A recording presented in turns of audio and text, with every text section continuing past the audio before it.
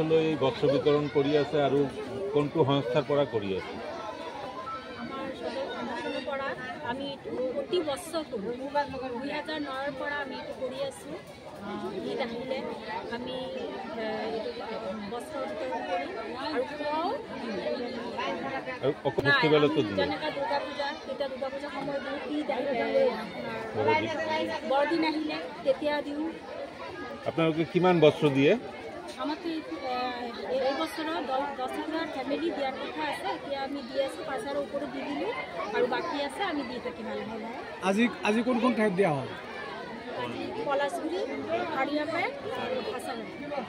সংখ্যালঘু অঞ্চলত আপোনালোকে প্ৰতি বছৰে দিয়ে? প্ৰতি বছৰ আমি এইটো দি আছোঁ। আপুনি কেনে অনুভৱ কৰে এইটো কাম কৰি? দি কেনে আমি বহুত ভাল অনুভৱ কৰোঁ, কিয়নো দুখীয়া ফেমিলি সিহঁতৰ ঈদত এটা কাপোৰ কিনা বহুত কষ্ট।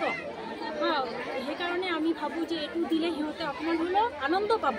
সেইকাৰণে আমি একদম দুখীয়া ফেমিলিৰে দিওঁ।